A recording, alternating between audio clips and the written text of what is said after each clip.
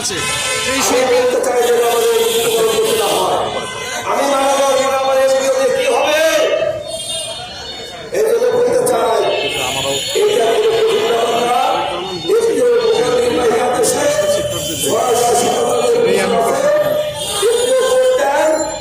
আগামী বছরে আপনি জিয়াউর রহমান এবং আপনার বাবা এবং খালেদা জিয়া এই শিক্ষকদের প্রতি ভালোবাসাকে আপনি ধারণ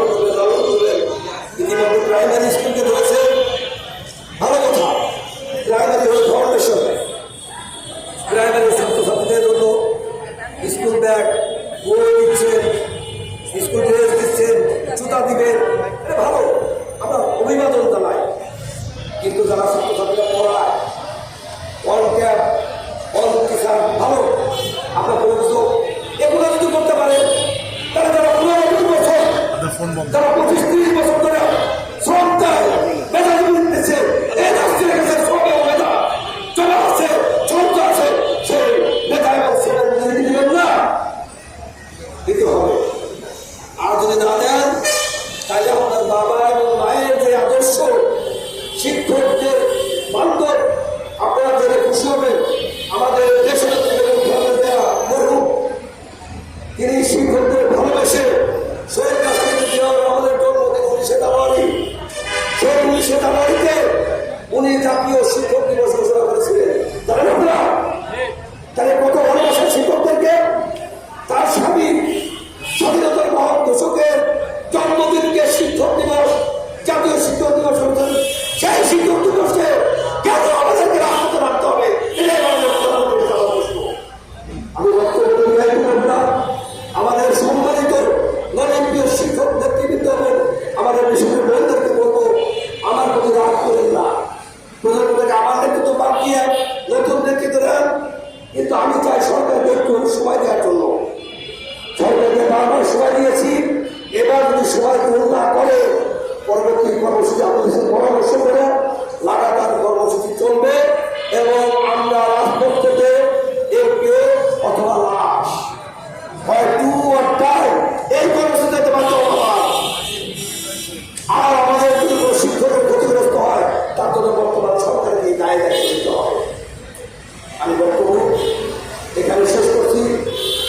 যে আমাদের একটা প্রশ্ন আছে আমরা বর্তমান সরকারের মোবাইল চাই দীর্ঘজীবী চাই আমাদের প্রধানমন্ত্রী দীর্ঘ হায়াত চাই শিক্ষামন্ত্রীর ভালো উদ্যোগকে আমরা স্বাগত নয় কিন্তু অনেক প্রিয় শিক্ষকদেরকে অবহেলা করতে এইটা আমরা মেনে নিব না মেনে নিতে পারি না ধন্যবাদ যে আমরা একটু কথা বলতে চাচ্ছি যে